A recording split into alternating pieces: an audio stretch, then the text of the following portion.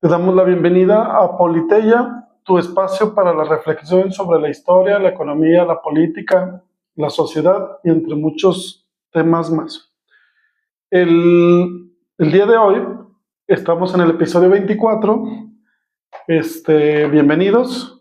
Tiene por nombre ¿cuál es la reforma electoral propuesta por la Cuarta Transformación? Comenzamos. Bueno, uno de los temas que ha estado muy de moda estos últimos días es el que tiene que ver con la reforma electoral.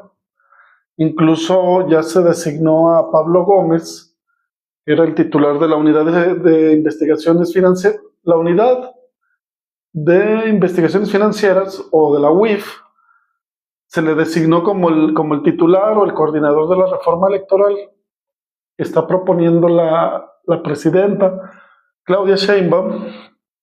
Aquí les voy a dar un pequeño resumen o un pequeño panorama de lo que es la reforma electoral y ver sus pros, sus contras y abordar un poquito más a la discusión, porque yo creo que es importante que hablemos de estos temas, porque normalmente no se habla de estos temas, y yo creo que sí es importante que haya reflexión y que haya elementos en la discusión. Entonces, comenzamos. La propuesta electoral en México ha sido un tema de debate recurrente en los últimos años. El presidente López Obrador planteó algo que él le llamó el Plan B, que era una serie de reformas a la política, más bien a los procesos electorales, que en su momento pues no le fueron aprobados porque no tenían la mayoría, digamos, calificada en el Congreso, a diferencia, por ejemplo, de Claudia Sheinbaum, que ahorita sí la tiene. Morena tiene la mayoría calificada, puede hacer cambios constitucionales con sus diputados, con sus senadores y con sus diputados y senadores que son afines a ellos. Pero vamos a dar un pequeño brevario o un pequeño viaje de lo que era esta reforma electoral que proponía Andrés Manuel López Obrador y cuáles son algunos de sus puntos importantes. Bueno, para comenzar, el episodio anterior que estuvimos con el maestro Alan Santa Cruz, estuvimos viendo lo que eran los partidos políticos.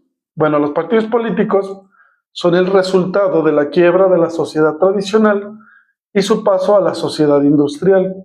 En el mundo burgués y posterior a las revoluciones de Inglaterra y Francia, que fueron las revoluciones industriales, se necesitaba una forma de organización política que sustituyera las estamentarias o corporativas que se habían manejado en ese momento.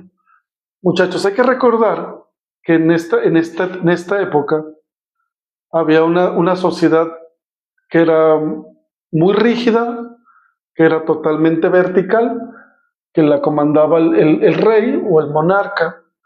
Entonces empieza a haber un quiebre entre sobre todo la sociedad burguesa,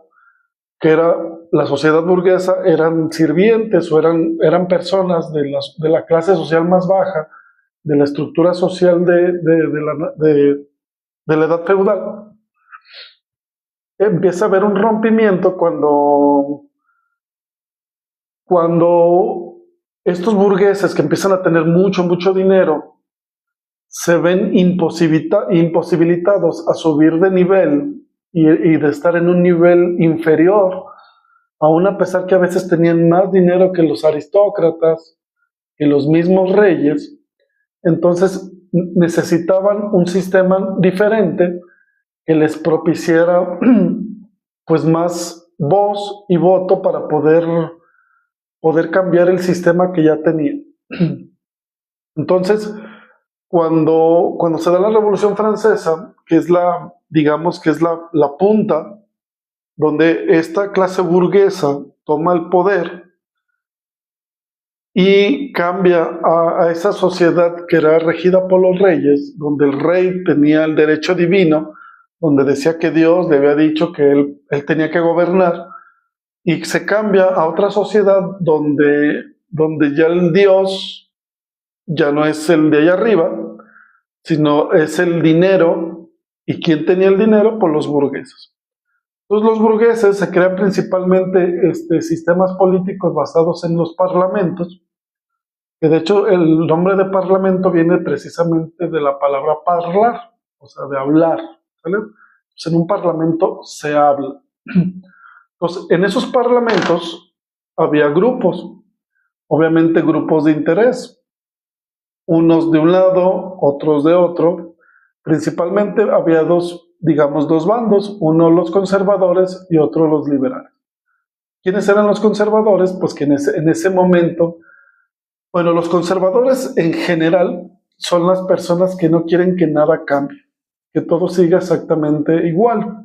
¿Por qué ellos no quieren que nada cambie? Porque son las clases privilegiadas. Esas clases que tienen el poder, que tienen los privilegios y que no quieren que eso cambie. ¿Quiénes son los liberales? Pues precisamente los contrarios, que quieren que las cosas cambien, ¿verdad? ¿Por qué quieren que cambien?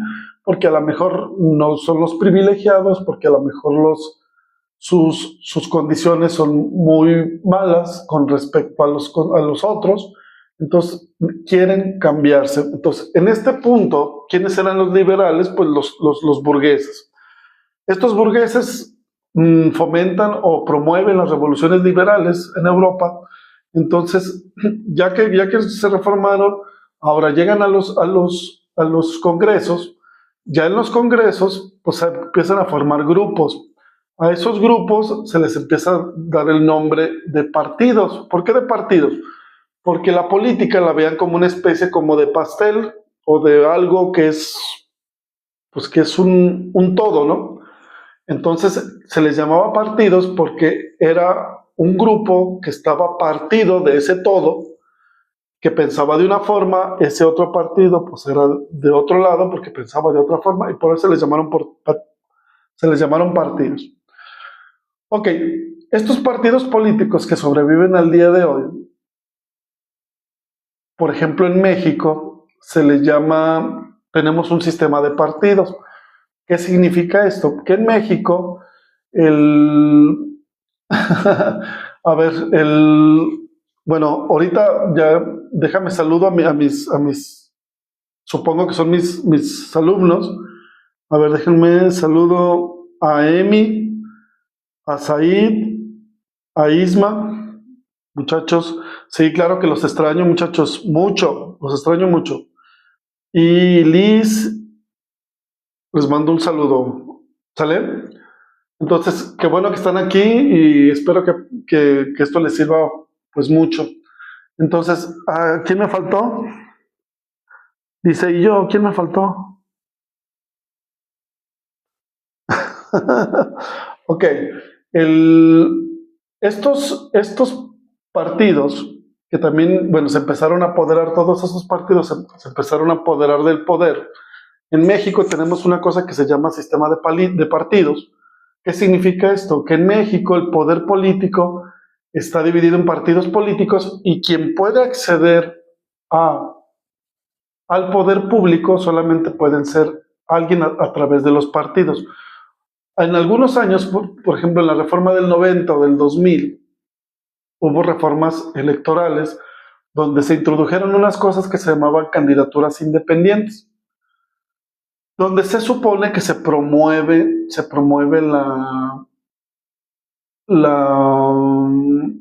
promueve que personas que no estén ligados a los partidos puedan participar en las elecciones.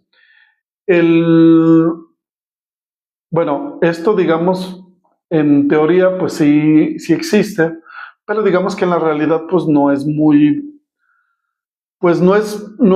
viable, porque realmente para que tú puedas ser un candidato independiente, la verdad es muy difícil. Los requerimientos que te pide la autoridad electoral para que puedas ser un candidato independiente, la verdad son muchos y normalmente son muy difíciles de conseguir, ¿sale? Entonces, realmente quien pueda acceder al poder aquí en México tiene que ser por medio de un partido político, ¿sale? Entonces, todas las reglas electorales, de gobierno, etcétera, etcétera, etcétera, las ponen los partidos a través de las cámaras, en los congresos estatales, en los congresos, tanto en la Cámara de Diputados, en la Cámara de Senadores. Entonces, ya que hicimos este contexto, vamos ahora sí a meternos al tema, que es la reforma electoral en México. La presidenta Claudia Sheinbaum, cuando estaba en campaña, ella propuso, digamos, darle seguimiento a esa reforma electoral que en un principio proponía el presidente, bueno, el expresidente Andrés Manuel López Obrador. Entonces, ya que está en el poder y que realmente la elección donde gana la presidenta Claudia Sheinbaum, saludos a todos mis alumnos que se están integrando, un saludo, a Bro, es que no los alcanzo a ver, espérenme, a Emi, a Liz, a Isma, bueno, a Isma ya le había saludado, ya a Said primero, que mi Said, a Camila, hola Camila, Camila, ¿también eres de primero D? ¿O de cuál grupo eres, Camila? Y a Emi, a Liz otra vez, etcétera, ¿sale? Entonces, estos muchachos, bueno, más bien, retomando el tema, la presidenta Claudia Sheinbaum, cuando llega al poder, retoma esa idea que traía el presidente López Obrador de hacer reformar las cuestiones electorales en México. ¿Qué era lo que proponían o cuál era el objetivo general de la reforma que proponía el presidente López Obrador? Bueno, los objetivos generales eran modificar la estructura y el funcionamiento del sistema electoral para, uno, reducir los costos de las elecciones, disminuir los legisladores, cambiar la forma en que se eligen los consejeros del INE y magistrados del Tribunal Electoral del Poder Judicial Federal y fortalecer la democracia directa y participativa. Ok. Como diría alguien por ahí, vamos por partes. Vamos a empezar por el primero. Decía, modificar la estructura y el funcionamiento del sistema electoral para reducir los costos de las elecciones. Ok. Lo primero que proponen, que yo creo que es el tema que más ha generado ámpula aquí, es disminuir el número de legisladores. ¿A qué se refiere esta reforma con disminuir el número de legisladores? Bueno, si ustedes no lo saben, como muchos de mis alumnos no lo saben porque están muy chiquitos, pero ahorita se los voy a decir, los legisladores federales llegan de dos formas, bueno, también los estatales, pero aquí nos vamos a enfocar en lo federal. Los legisladores federales, por ejemplo, los diputados del Congreso de la Unión son 500. Estos diputados, ¿cómo llegan al Congreso? De esos 500, 300 son votados en 300 distritos electorales en los que está dividido el país. Por ejemplo, en Aguascalientes hay 3 distritos electorales federales. ¿Cuáles son? El 1, el 2 y el 3. El 1 corresponde a los municipios, quitando Aguascalientes, y el 2 y el 3 corresponden a la ciudad de Aguascalientes. ¿Sale? Entonces, los primeros 300 diputados llegan vía elecciones. No sé si me explico. Tú eres candidato, la mayoría de las personas en tu distrito votan por ti y así es como llegas al Congreso. Pero también hay otros 200 diputados que llegan por una cosa que se llama representación proporcional. ¿Qué se refiere a eso? cuando tú no fuiste a una campaña, no te votaron, pero estás en una lista de representación proporcional. ¿Qué significa eso? Que a las personas que están en esos listados, que fueron los perdedores, entonces dependiendo del número de votos, se te asigna diputados de representación proporcional. O sea, llegas de manera casi que automática. Entonces, lo que propone esta reforma electoral de la Cuarta Transformación es quitar a esos 200 diputados que nadie vota por ellos, que solamente llegan porque están en unas listas. ¿Sale? Entonces, ese es el primer punto. Entonces, otro de los puntos que también ha generado mucha controversia es a lo que se refiere a que los consejeros y magistrados, a los consejeros del INE, o sea, que es el Instituto Nacional Electoral, que son los que piden las credenciales para votar y que llevan las elecciones en todo el país, y también los magistrados del Tribunal Electoral del Poder Judicial de la Federación, sean votados. O sea, ¿cómo se elige a un consejero del INE? ¿O cómo se elige a un magistrado del Tribunal Electoral del Poder Judicial de la Federación? Pues se elige vía propuesta del Poder Ejecutivo. Por ejemplo, cuando se va a elegir a un consejero del INE o a un juez del Tribunal Electoral, el presidente o la presidenta que está en ese momento hace una propuesta al legislativo, que es en este caso el Congreso de la Unión, donde pone a ciertos nombres de ciertas personas para que sean propuestos para ser consejeros del INE o jueces del Tribunal Electoral. Esta reforma lo que pretende es que ya no sea ese el mecanismo, que ahora tanto los consejeros del INE como los magistrados del Tribunal Electoral, al igual que todos los demás, sean electos vía voto, que sean candidatos y que el pueblo o la ciudadanía vote por ellos. Y quien gane, pues sea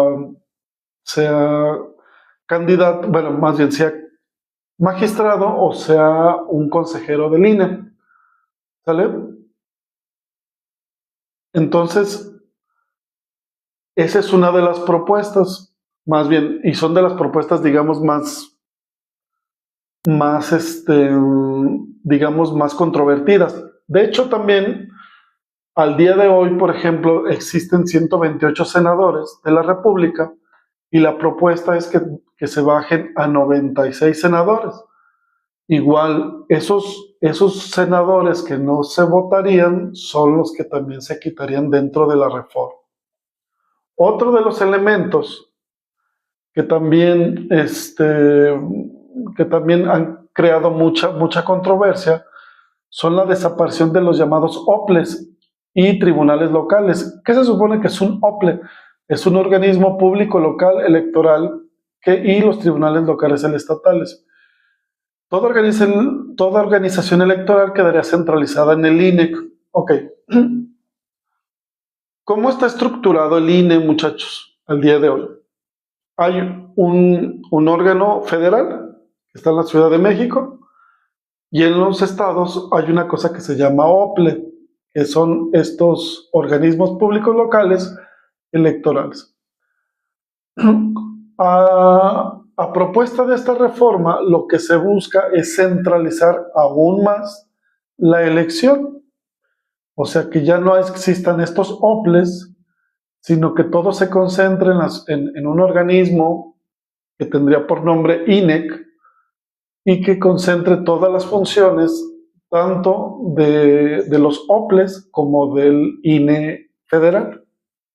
Entonces, esto ha generado mucha ámpula porque lo que lo que la gente, más bien la comentocracia, los analistas políticos, los partidos de oposición, lo que argumentan es que lo que busca el gobierno es que el gobierno tenga aún más control sobre el poder y que se pueda convertir en un país de un solo partido, ¿verdad? Yo, si soy sincero, la verdad, esas opiniones se me hacen demasiado extremistas. De hecho, el maestro Alan, que estuvo con nosotros en el episodio pasado, hablaba también de los riesgos pues de estas reformas y daba sus argumentos. Yo, la verdad, al maestro Alan digamos, lo respeto mucho y valoro mucho sus opiniones, pero yo, en mi opinión, yo no veo tal riesgo. O sea, al final del día, yo creo que a veces debemos de entender que si, por ejemplo, eso se propuso en la campaña y si la gente votó por esas reformas, ¿por qué no se deberían de aplicar? Que están mal, que están bien, bueno, pues esa es otra cosa, pero se supone que la democracia es eso, ¿no? Que las mayorías manden, ¿no? Déjenme ver quién nos está saludando porque creo que se me están pasando. Tenemos a la señorita Siena, señorita Siena, Jimena, a Jimenita, bueno, Jimenita. No sé aquí quién tiene un nombre medio raro. Dice, profe, usted fue mi maestro en la secundaria. Sí, mijo, tengo como 400 alumnos. Dime quién es, mijo, quién eres. Tengo también a Marco. Qué nombrecito, Marco. Jimena, el bro. Y también aquí está Emilia, Jimena, Siena y Camila de tercero D. Ah, esos de tercero D son tremendos. Bueno, ya no son de tercero D. Ahora van a ser de primero de prepa, ¿verdad, muchachos? Puro tercero E. Bueno, un saludo a todos, a los que nos están haciendo el favor de sintonizarnos. Muchísimas gracias.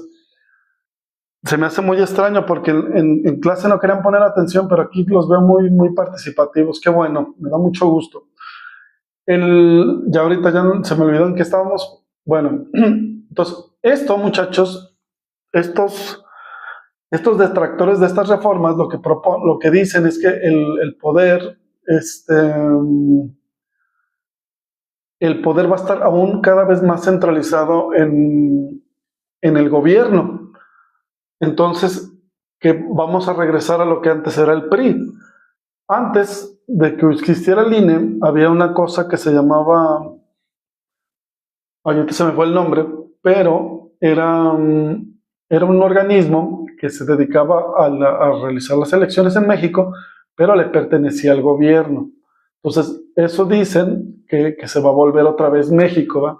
Yo la verdad veo muy difícil ese escenario, pero digamos, respeto sus opiniones y habría que ver, ¿no? También dentro de las propuestas que esto también me gusta mucho, habla de una reducción del financiamiento a los partidos. Muchachos, ¿cómo se financian los partidos políticos en México? En México, los partidos políticos, dependiendo de la votación que tuvieron en la elección anterior, se les da una cantidad de dinero, ¿sale? Si tuviste 10 votos, se te da una cantidad de dinero. Si tuviste 100 votos, te da una cantidad mayor de dinero. O sea, dependiendo de la votación que tuviste en la elección anterior, se te da una cantidad de dinero. Esto se le llama financiamiento público. ¿Cuál es la justificación de este financiamiento público? Lo que dice, digamos, la ley, al menos la motivación que tiene esa ley, es de que los partidos no sean financiados por grupos, digamos, que puedan venir de grupos criminales o de empresarios que después les cobren los favores, etcétera, etcétera, etcétera. Yo creo que eso que se supone que pretende buscar el financiamiento público, pues yo creo que ya pasa, ¿verdad? Entonces la verdad no tiene o sea, la motivación esa de que busca con el financiamiento público se busque que no haya dinero lícito o no ilícito que venga de otros lados, pues realmente eso no existe, ¿verdad? Entonces yo creo que sería muy sano, porque ese dinero que se le da a los partidos se puede utilizar en otras cosas y que los partidos busquen financiamiento pues de otro lado. Por ejemplo, en Estados Unidos los partidos se financian con aportaciones o donaciones de personas privadas. ¿Está bien? ¿Está mal? Pues yo digo que está bien, porque al final del día yo creo que si seguimos sosteniendo estos partidos, lo único que está pasando es que estamos financiando partidos que no, pues que nada más buscan sobrevivir para que se les dé dinero. Entonces, que si ellos buscan su propio financiamiento, pues van a tener que sentir esa necesidad de buscar a los votantes, ¿no? Ok, ¿cuáles son las críticas que ha recibido esta reforma? Bueno, los que la apoyan, como ya lo hemos comentado, dicen que reduce el costo del aparato electoral, considerando uno de los más caros del mundo. Yo la verdad no tengo idea si es uno de los más caros del mundo. También se me hace una exageración, pero vamos a pensar que es de los más caros. Democratiza las elecciones de las autoridades electorales, elimina duplicidades entre órganos nacionales y órganos locales. Quienes se oponen señalan que debilita al árbitro electoral, que ya lo habíamos comentado, lo cual podría afectar la imparcialidad de las elecciones. El voto popular para elegir a consejeros puede politizar y polarizar aún más la elección de árbitros electorales. La centralización atenta contra el federalismo y la reducción de legisladores podría afectar la representación de minorías y grupos vulnerables. Me quiero detener un poquito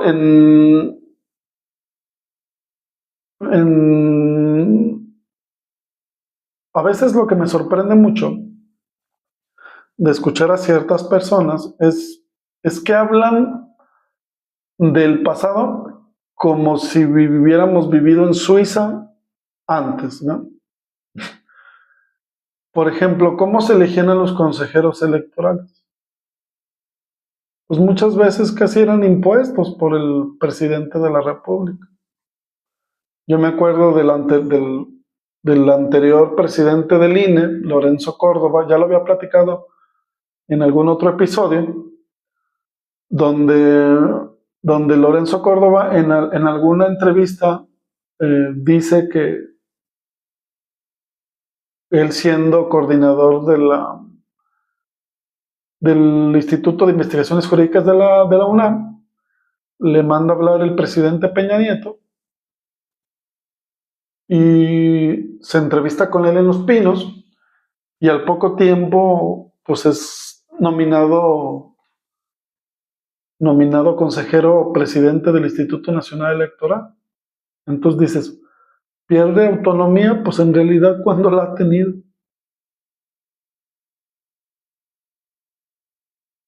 Dicen que si seguimos haciendo lo mismo, pues el resultado es el mismo. Entonces, ¿que había autonomía? Pues yo la verdad no creo que haya mucha autonomía. ¿Que la van a elegir las personas? ¿Que eso es bueno o es malo? Pues no lo sé. Es como la elección a los jueces, o sea, mucha gente dice que es algo malísimo porque que la gente que va a saber pues para elegir a jueces, pero pues antes también, ¿quién los elegía? No, es que la profesionalización, el 70, el 80% de la gente que estaba en el Poder Judicial o está en el Poder Judicial es familiar de todos los jueces que están ahí.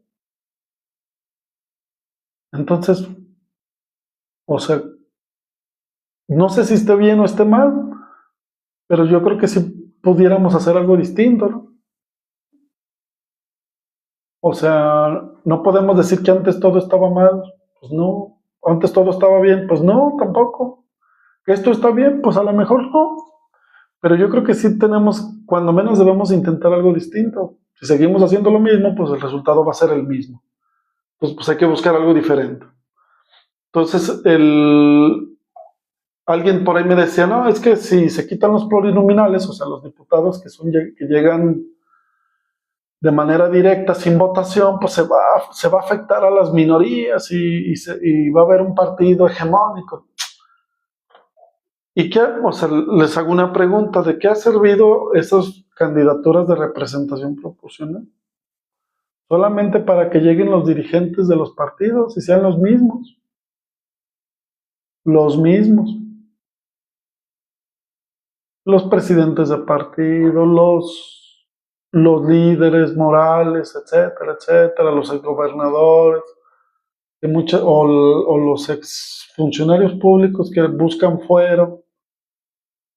Pues, ¿de qué sirve? O sea, realmente, o sea, ¿qué aportan, pues? O sea, si lo que buscan, pues realmente es seguir ahí nada más. ¿Sale?